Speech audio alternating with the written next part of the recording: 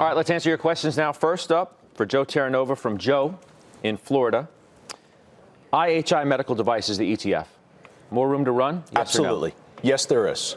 So in the last 5 years for S&P 500 healthcare companies, 7 of the 10 leading companies have been medical devices companies.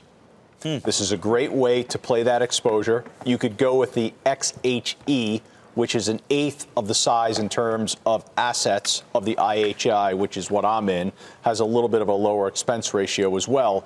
But this is a secular play on an aging population. What do you guys call it? Okay boomer? Yeah. It's an okay boomer trade, basically. Do you have an individual name as a bonus play that you're So in I have now? Perkin-Elmer. I have Abbott Labs, which is the largest holding in the ETF. The top 33% of this ETF, it's Abbott Lab, it's Medtronic, it's Thermo Fisher. But in addition to that, Stryker's in here as well. In addition to that, I have Perkin-Elmer PKI, which I think you know I've had that for quite some time. That's why I asked. I was hoping you were. A lot of high valuations, though, and like you're not buying cheap healthcare stocks in that segment. But the average PE on this, it's trading at around 46, which is historically high.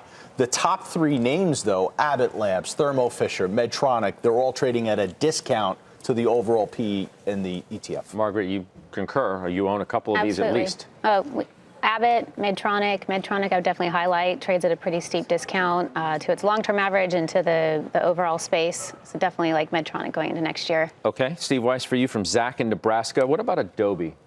So I bought Adobe when it got trashed, I guess a couple of months ago. Actually thought I'd be out of it by now. I had shaved some 296. I wound up buying some back as a marked move, and that's one of the stocks I'm talking about that you know. Look, this has tremendous growth. It's not cheap. It's never been cheap. It's the cloud play, but to me, it's like Microsoft. The subscription revenue is going to keep coming.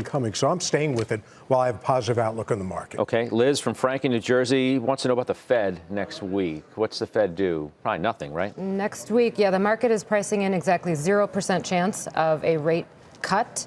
I think the bar is high to cut and hike, and the bar is probably higher to hike. We don't even expect the Fed to move through all of 2020. So don't get excited about anything. A couple of tweets after that. Yeah, all right, Margaret from Mary in New York. Disney. What's going to happen to Disney in 2020?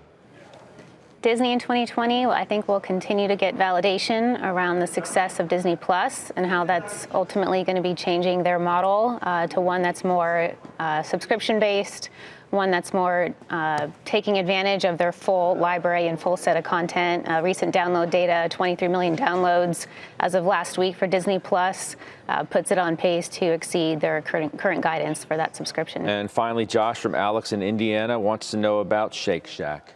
Yeah. The question is, did it bottom? There's nothing technically that tells me that it has. There really isn't any support where it's trading here. It gapped down and then fell even further. I would have said if this thing were going to bottom, technically 68, 69 is where the buyers would have come in, and they did not. So I own it as an investor. I've been in it for 5 years. I've been through all the ups and downs. But as a trade, I would not get bullish again until you see it get back above that $69, $70 level, which is the bottom of the gap. And if it gets into the gap, maybe it's a different picture technically. But right now, nothing is telling me this thing is like an immediate buy or anyone needs to rush in for a trade.